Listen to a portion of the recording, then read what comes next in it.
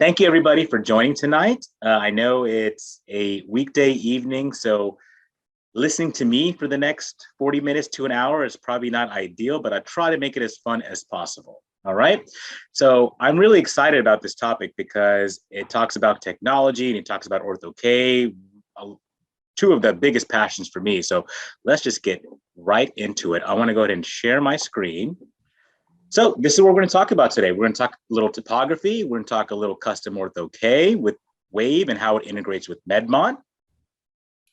I want to give a special shout out and thank you to Boston Materials for making this event possible and having all of us together to have this discussion. So two things I want to highlight on today is technology and customization. That's really what Medmont and Wave integration is going to talk about. It uses the most advanced technology incorporated with a customized approach to dealing with Ortho-K and myopia control. And that's what your patients want.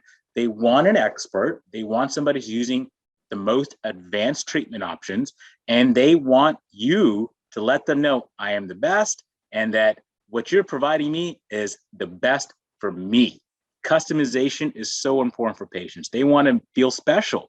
They want to know that they're in the right place, but that you are taking care of them unlike any other doctor, but also unlike any other patient. So we have the clinical expertise to deliver Ortho-K, to deliver myopia control. We want to make sure that we're delivering the content appropriately where the patients know that. They want an expert. Make sure they know you are the doctor to provide it.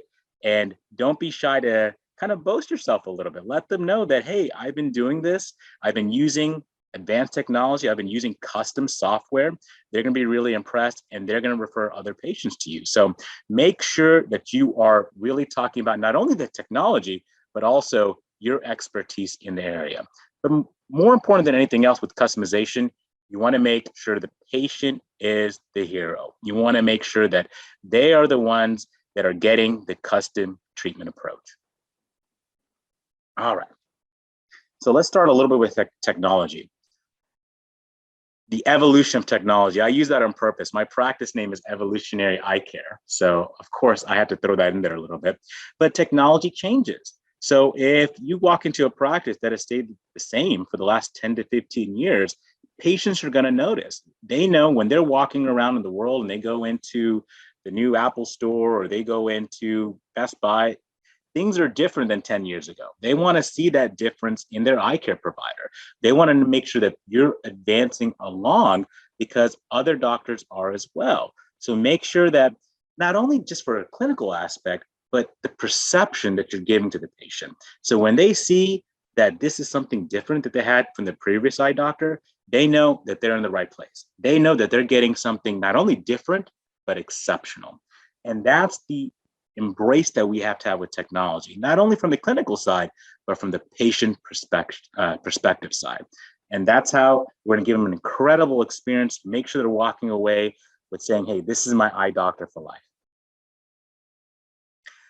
And going back to technology, if you're one of the doctors that's on the left side of this graph compared to the right, the patients are going to realize that, when's the last time you walked into a store and they're asking for, a fax number or, taking things down in pen and paper when it could all be digitized. So that makes an impression on patients. Things have changed so much over the last few years. Our practices need to advance with that. And that goes for orthokeratology as well. So knowing that we can have a better experience for our patients, offering them the most customized option, but also the most advanced option, and making sure we highlight that so the patients know that this experience is going to be different than any other office that they've been to. And just for fun, I Googled what was the best computer of 2000. And this is what showed up. This was the highest rated best computer of the year 2000. What's so funny is I used to sell computers and I remember selling these bad boys. And I was so impressed by it. And fast forward 22 years, we can be using the same technology. The most powerful computer that was here in 2020, it was a fraction of what we do now. Our smartphones can do much more than the most powerful computers from not only 20 years ago, from 10 years ago. Patients are used to that. They're used to having everything in the palm of their hands. They're used to technology advancing. They expect their doctor experience to advance with them. So make sure that we're letting them know, hey, we are having the most advanced technology to give you the most customized approach. And if anybody has ever had a custom outfit done, you know what I'm about to say. It is so much different than off the rack. As a guy that loves making custom suits, or I shouldn't say I make them, but ordering custom suits, it is a different feel. It's something that once you have it, you'll never go back. And that's not just for suits, but for any outfit. And customers are going to appreciate that and willing to pay more. Most studies show that for anything that is purely customized to that individual, that not only appreciate it, but return to that business more and pay a premium for it as well. And like I said, if you ever had that experience, you know, customization is where it's at. There's nothing like when you walk out of any type of business knowing that that product or service is tailored specifically to you. And here's just a small study that shows that. And this is across all industries, whether it's clothing, footwear, furniture, eye care, any medical area. If you make something that's customized to a patient, you deliver it as a customized service or product, patients are willing and customers are willing to pay a premium for it. So having advanced technology is a huge issue for patients because they expect it. And being customized makes the patient feel special and they're willing to pay a premium. And at the end of the day, that's what we all want. We want to feel special. We want to make sure that we have an amazing experience. We want to make sure that we're catered towards. And we as providers not only need to have the clinical expertise to do it, but make sure we let the patients know that we are delivering that service that's customized and at the most advanced technology that's available. And that's what our patients want. We want to feel important. So let's go out of our way to make sure these patients are feeling important. Let's get the most advanced technology. Let's get the advanced topography. Let's get the most customized software to make sure not only are we catering to that patient's specific needs and their specific eyes, but using technology that really is not incorporated in many other designs. It's not something that's off the shelf. It's, as you would say, bespoke. It's a bespoke treatment plan for these patients. And if you've been practicing long enough, this cartoon definitely holds true. You can have the best clinical skills, but if you cannot relate to a patient, how much you are investing in them and how much you care about them and what you are delivering in a way that they understand and take home and can repeat to their family members, then really everything you've done, it really doesn't affect them at all. They need to comprehend what you're saying. They need to know that you're cared, that you're empathetic, and that you are taking care of them. And the best way to do that is making sure you have the best bedside manner, being energetic. So the clinical skills, yes, are very important, but you got to make sure that you are relaying it to a patient so they understand, they trust you, and they want to keep coming back to you. We all have the clinical skills to deliver all the treatments that I'm going to talk about today, but making sure that you invest to continuously pursue that growth and then relaying it to the patients that you are in the right place and that you are with an expert and that I'm going to guide you to the results that you want. That's what our patients want. That's what they want to hear. And that's what I hope after today's webinar, we can all impart to our patients. We want to be custom designed. Our patients want to be happy. They want everything specific for them. Pay attention to them, make sure that they're the superstar, they're the hero, and relaying that these treatment options are going to be custom for them is not only going to make them happy, but it's going to make them feel like they've never had any other experience like this and make sure other patients come to you as well. And when you do that, when you make sure that the patients are happy and have a custom treatment for them, well, those kiddos, they're going to bring out the big bills to come to your office. All right. Now let's get into the nitty gritty. Let's talk about topography. Let's talk about Ortho-K, the reason we're all here today. I'm going to start a little bit with the topographical portion. And this is what the Medmont Meridia looks like. It's a very similar footprint to the previous model, the E300. It's a little different in dimensions, but overall a very similar topographer from how it fits into your office. Now, the difference is going to be the data you can collect. So it has an amazing capability to gather so much information. We'll start with the repeatability to 0.1 diopter, repeatability for accuracy. So you can be confident that the instrument itself is getting great data. The power range up to 100 diopters. So pretty much any patient that's walking into your clinic, you'll be able to image and get accurate results from the topography. And this is the big one, the analyzed point, greater than 100,000 analyzed points. That's a big jump from the E300. So they're getting a lot more data, a lot more accurate, a lot more repeatable. And we know that's so important when we're doing Ortho-K. Every single data point is crucial when you're making these small changes. We're talking about microns here. So the more data points we can have, especially in a custom software design like Wave, the better our results we can have, and the better our patients are going to be in the end. And the high resolution imaging is going to be fantastic. I'm going to show you some images of this. It's been really incredible to show patients what the maps we are taking, what they look like. They're absolutely beautiful. And I'm not going to harp on it too much here. I want to show you what those pictures look like. Now, there are two different versions. There's a classic and professional version. And let's just blow this up a little bit.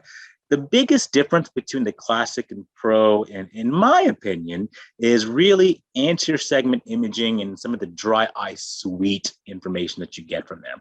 So they both work pretty well as a topographer. I think that you can do wonderful cases with orthokeratology with either. But as you look down the bullet points and the differences from the pro version, which is on the right side of the screen, you start to see there's meibomian gland imaging, fluorescein imaging, tear meniscus height, dry eye screening reports. So a lot of ocular surface disease add-ons, also imaging captured that's more available for the pro version compared to the classic. Now, if we're just talking strictly topography, they both work very well, but I like having that pro version because I can do a topography on a post-Ortho-K patient and then take fluorescein images of the Ortho-K retainer right there on the same instrument, and then I can view everything together, and it makes my clinical decision-making a lot better. And this is what a Meridia topography looks like. And you can just see how beautiful it is. You get to see the color image, you get the lids and lashes in the image. Luckily, our techs are really good at taking images, so they were outside of the topographical capture.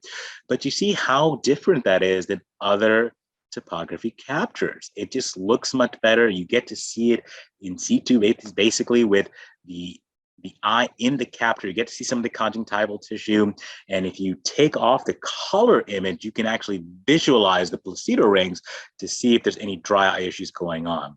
Now, if you look down below, you'll see a plot of the actual power ranges, the K power ranges, and this is going across different millimeters. So the gray version at the bottom, and I'm not sure, maybe Steve, you can come in here real quick. Can you see my mouse as I kind of move it up and down? Yeah. Oh, yeah. Okay, absolutely. Great. Yeah, so this gray box here is where the topography interprets the pupil to be. Now, you got to remember, the pupil that the topography interprets, it's not going to be quite exact. The pupil is going to change as you take the image.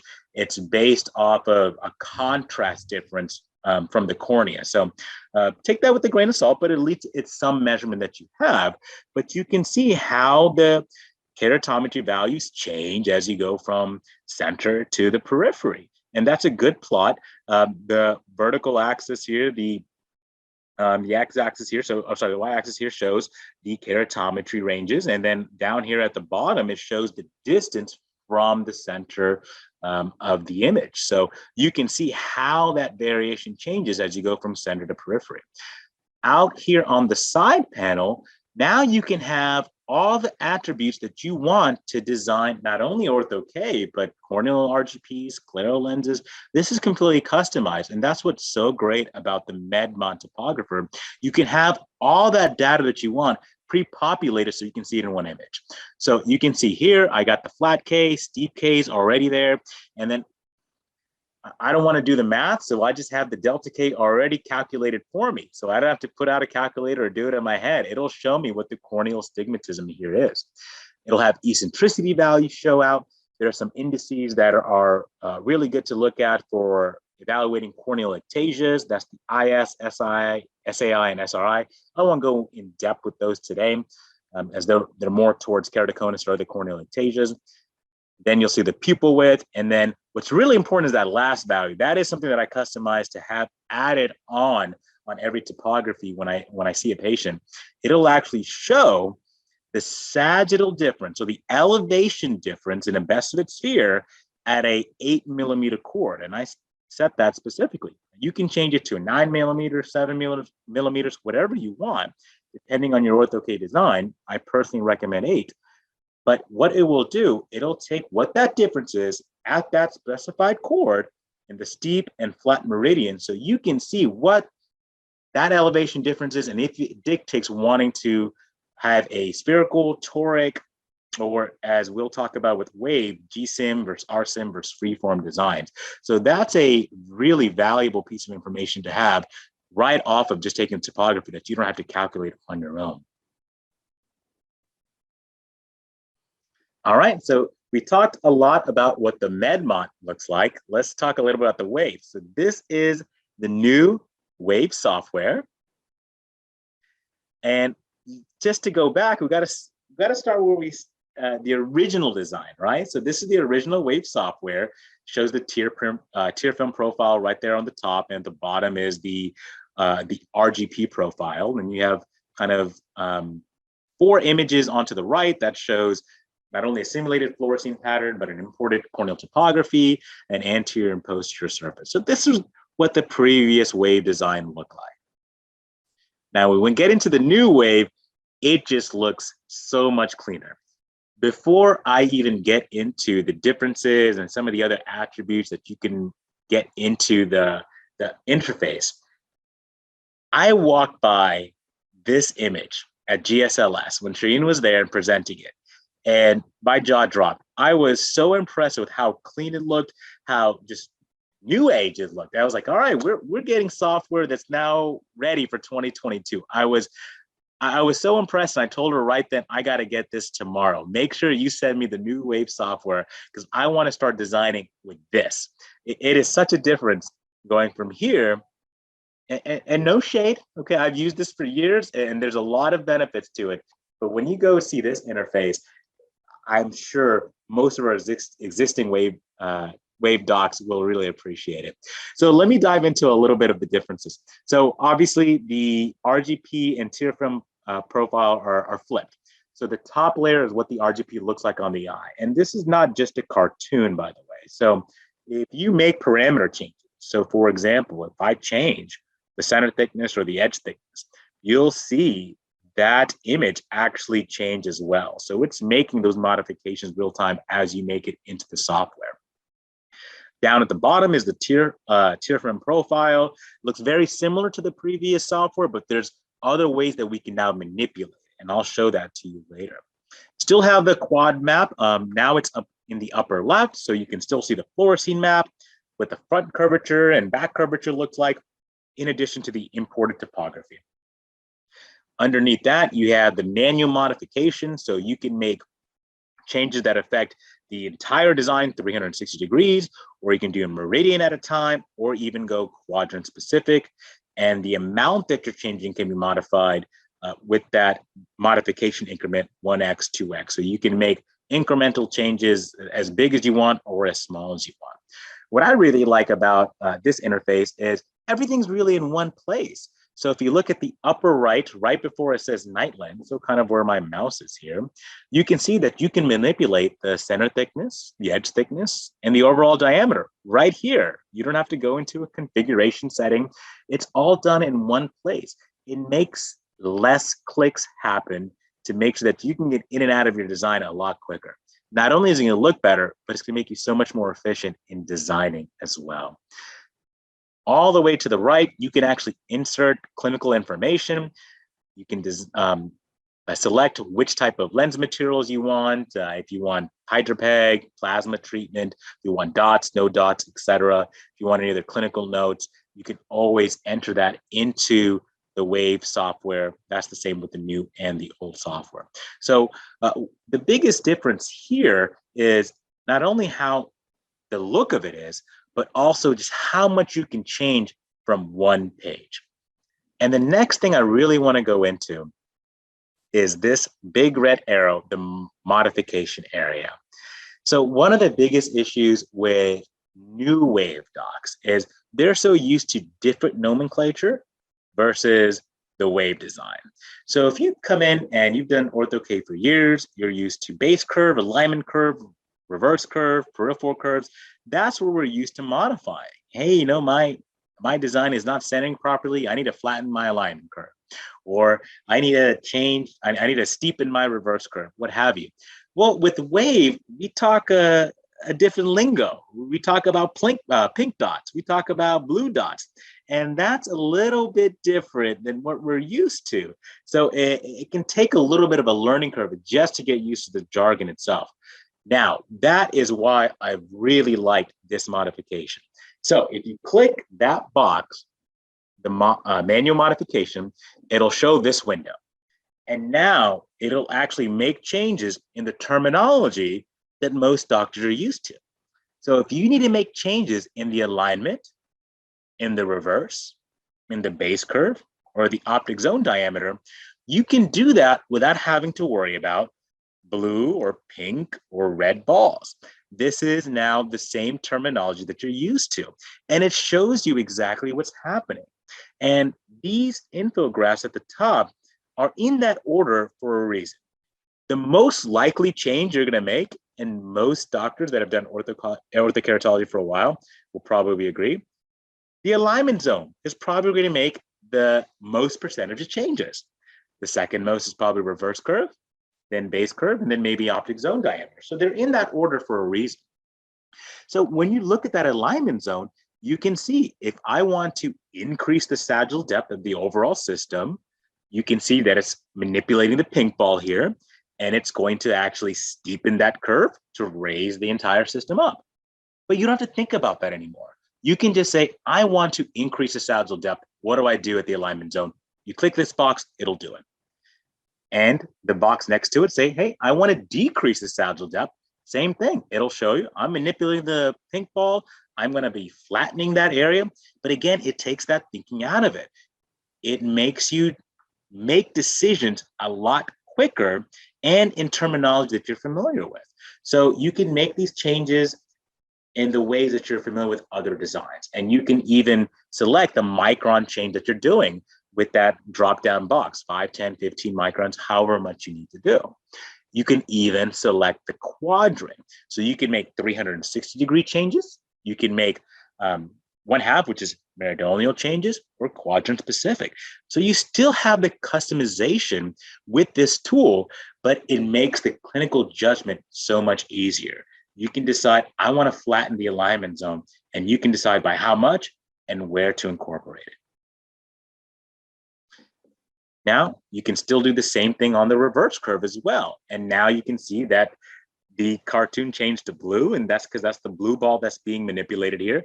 But same concept. If I want to increase the sagittal depth here, you see that curve is now being steepened a little bit more.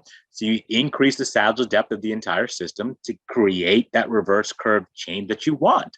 And it shows you what's happening, but without you having to specifically manipulate a tear film profile. Same thing if you want to flatten, that'll decrease the sagittal depth a little bit, and it shows you what's happening to the lens when you make those modifications. Again, this is a micron change, and you can decide how many microns you want to change. And the meridians can be specified as well, whether you want to make a 360-degree change, this meridional, or quadrant specific. When we go into this specific tab, you will see as you go from alignment to reverse curve, the amount that is allowed to change goes lower and lower. And that's on purpose. As you make changes, the more peripheral you are, the more micron change you likely need to make. The closer you are to center, the less micron change you need to make. So a 10 to 15 micron change might be very significant at the reverse zone, or the blue ball in this case, but a 20, 25 micron change might be need to be made at the pink ball or in the periphery. So it's very rare that you need to go beyond this pre-selected micron change that's in the drop-down box. And that's the reason why. It's because the further out you go, the less micron change you need to have a clinically significant effect. And then we go into base curve. So most ortho-K docs know the base curve, usually we don't have to modify too much. The topographies are really good at getting central data. So they're usually pretty on point in getting that data accurate. It's the periphery where it can get a little bit tricky. So that's why it's third in the list. You're usually going to manipulate the alignment zone. Second in the list is reverse curve, and third is base curve. But the Wave software still allows you to modify it, and it still shows you what's happening. So you can still steepen the base curve or flatten the base curve, and it shows you what's exactly happening at that red ball. And with the base curve, it's not a micron change here. It's going to actually show you the diopters. So if you're under or over correcting by a certain amount, you can select, I need to change by 0.5 diopters, 1 diopter, etc. Again, it makes the clinical decision-making so much easier. So for alignment and reverse zone changes, there are going to be micron changes, which makes sense. It's going to be how we're fitting the cornea. I want to make changes in microns. With the base curve, it's usually under correcting treatment issues, so a dioptric change makes more sense. It's eliminating how much thinking you have to do while still having that customized treatment approach. And then last is the optic zone diameter. Very rare do you have to usually change this, but luckily you're in a customized software design and you can manipulate it if you need to. So you can increase or decrease that optic zone diameter. So if you're doing, say, a refractive error correction, so someone who's not an adult who doesn't want to have LASIK and is interested in ortho-K, you may want an optic zone diameter that's a little bit larger to reduce halos and glare. And if it's a young patient, a 5 or 6 year old who's a high myope and you want to be aggressive with myopia control, you may bring in that optic zone diameter a little bit more to enhance that peripheral myopic defocus. So all of these parameters can be manipulated, and now you don't have to do the blue, red, pink ball manipulation. You can make these changes in the modification area in a terminology that's a lot more acceptable for most doctors. And I've really loved this tab because not only is it easier to understand, but it shows you exactly what's happening. All right, so I went through what the Medmont and what the Wave software looks like. Let's do some live demos. Let's see what happens when I actually do an ortho-K design. So let me get out of the PowerPoint the PowerPoint presentation. Let's bring up an actual Medmont topography. All right, we got a lot here. And Steve, if you can just let me know that this is being shared and everybody can see it. Yeah, it looks great. Wonderful. You know what? I probably didn't even need to click on this. I think I already had it preloaded, but that's okay. All right. So let's start from the beginning. This is a Medmont E300 topography. So you can see the differences. It's a black and white image. You see a little of the lids and lashes here. So this is where we started, and this is a topography I had for several years. Now, fast forward to what a Medmont Meridia topography looks like, and you can see the difference. It's just a much higher resolution image. The entire cornea is captured here. Now, granted, that's a little bit with how much our techs have gotten better with taking topography, but the topography itself just looks so much better. It looks so much advanced. You can see conjunctival tissue. You can see the reflections of placido disc and tear film issues a lot better with the new Medmont Meridia. So if I had to choose on designing between here and there's really no question. I'm gonna have a lot more accurate result with this topography. So this is what the Meridia looks like. And I mentioned this in the PowerPoint, but here are the attributes area. And again, you can customize this. So you can add eccentricity values, which I have. You can add HVID. You can add a plethora of things. And this is what I decided to have for my particular clinic. I want to know what the flat and steep K is. I want the delta K to be auto-calculated. I want to know what the eccentricity looks like. I like to have these ectasia indices just to make sure that nothing's really outside the normal. And then really important to me is the sagittal depth difference at the 8mm chord. That helps me evaluate what kind of design I want. If I'm above 20 to 25 microns, I'm going to most likely go to a GSIM design or geometric symmetric design and wave. If it's less than that, I know I have probably a good result with an RSIM or rotationally symmetric design. I will say probably 90-95% of my patients are in a GSIM design. Once you start doing these topographies, you'll see there's a big elevation difference at that 8mm chord, even regardless if there's a lot of refractive cylinder there. Again, you'll see this map down at the bottom that shows the keratometry values, and they'll plot it out over the entirety of the cornea. So you can see what it looks like in the periphery versus the central cornea. All right. So that's what the topography looks like. And the one thing that I like is to look at the different maps in Medmont. So I can go from axial to tangential, just from this drop box to refractive power. Now, when designing an Ortho-K design, I'll really lean on the axial power. That's what I want to see. What kind of astigmatism do I have? And I'll look at these attributes to make sure that the K values are not out of range, they're not overly steep or overly flat. What the delta K is to make sure my refraction is pretty close to the corneal sill. What the eccentricity looks like, average is about 0.5 to 0.6 for eccentricity. So I want to make sure I'm not too far out that range. Not unlikely that the flat eccentricity is a little higher absolute value number, but a little flatter, and the steeper E value would be a little lower in absolute value than the 0.5, 0.6 average number. And then at that, again, like I mentioned, the sagittal depth difference, I want to make sure that what is that difference on a best fit sphere at that 8mm chord. So that's what I'll look at. Initially, I'll have an axial power map. I'll look at those attributes. And then once I go into post-treatment, that's when I'll really start utilizing all these different maps, from axial to tangential to refractive. I'll use all of those on post-treatment follow-ups. So let's maybe pull up an Ortho-K patient. Here we go.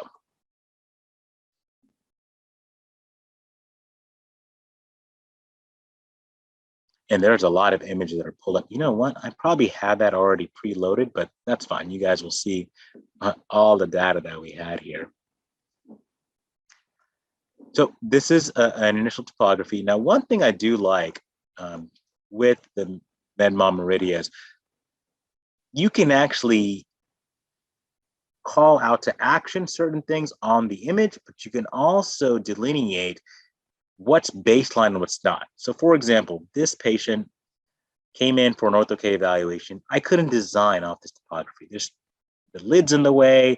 It's not ideal. So we took a lot of images, and instead of just kind of remembering which one I use, I can actually mark which one was my baseline. And you can see lids and lashes out of the way, a lot less artifacts. So I can already go into categories and just mark which is baseline, post-Ortho-K, post-op if you're doing other treatments. So all of this is customizable of how you want to mark them up. So I like to have the baseline. That's the right eye. Here's the left eye. Again, a great image, lids and lashes out of the way. I'm sorry, here's my actual baseline. Lids and lashes out of the way. So when I start to make a design, I like to use the difference map. So this patient had a lot of visits, and we took fluorescein image. I'll show you that in just a second. But when I look at the last time we saw them, I like to do difference maps here. And if I can move this out the way, there we go. Go into view and compare. Now I can see the baseline image on the top left. I can see what that patient topography looks like on the bottom left, and then what that difference map looks like on that central right. So I like to look at the tangential power map first, just to see how the lens is centering. I want to make sure that the shape is proper. And that's what the tangential map is all about. It's all about shape. Is it centering properly? I want to make sure that I got that peripheral plus ring right around that pupil area and a nice blue ring centrally in that pupil. That white ring that I'm outlining here is what the topography is interpreting as a pupil. Remember, that can be variable just depending on the lighting conditions, and it's based on the contrast difference from the iris to its surrounding. So take that with a grain of salt. Sometimes the topography can measure a little smaller than average. So if you see a 1.5 millimeter pupil, you know, hey, you probably have a larger pupil in a young patient, and that peripheral myopic defocus is likely being induced. So looking at this looks great. It's properly centered. I'm getting a nice, robust peripheral clustering. I'm so happy with the shape of this. So the tangential power map looks beautiful. And then what I'll usually do is go to a refractive power map. This gives me a good visualization of the treatment zone. So all I'm focusing on here is that blue circle. I want to make sure it's well centered over the pupil and that I'm getting a good refractive outcome. This looks very well centered. Now, when you do ortho-K with kids, most of us know a manual, I'm starting to say manual, but a refraction or phoropter can be tough. Retinoscopy is definitely your friend, but if you're not as good as ret, like myself, and I refer to my partner who's much better than I am, it's good to have some objective data. So I use this refractive map all the time, especially with a kiddo that I know is just going to be all over the place when they're behind the phoropter. So if I come in and I know that this patient is a -5 or -6, I can go right here and just say, yep, hey, I corrected, and this is where it's going to show me, yeah, almost -575 of myopia, and it's very spherical. So I know before I walk into the room the amount of myopia that I'm correcting. It's a good objective data point to have so you can be confident before you even see the patient, am I getting the refractive outcome that I want? And then when I switch into the tangential mode, am I getting the good myopia control effect that I want as well? And again, in the tangential power, really focusing on the red ring, making sure it's centered well, making sure I'm getting some of that red ring in that pupil area to induce that peripheral myopic defocus. And then I'll switch into the refractive power mode, find out how much myopia did I actually correct. Am I getting a nice uniform blue circle to make sure I'm inducing that refractive error correction that I wanted and that it's well centered, not causing any induced astigmatism. And this looks wonderful. The other thing that I've really liked about the Medmont Meridia is now if I'm troubleshooting, I can't always just go by topography. So if I'm having an issue, I want to see what the retainers look like on the eye. Well, I can take fluorescein images now on the eye as well. So this is a horrible image. This is actually a different patient, but you can see here, we put fluorescein into the eye, have the patient look straight ahead, and we can see most likely too much fluorescein here, but we can see what that design looks like. And we've taken several images here. That's a little too low. I can actually adjust the contrast here to give us a little better view. So now we can see not only what the topographer shows us post-treatment, but also what the Ortho-K retainer looks like on the eye. So I have both pieces of information in one instrument, and that makes making clinical judgments so much easier. I'm not going back and forth between, say, my one cloud or another slit lamp imaging software. Everything's in one place. So if I'm calling consultation, if I'm using a different type of Ortho-K design, or if I'm designing with Wave, I can see what does the retainer look like, what does my topographical image looks like, and I can make those clinical decisions all in one place.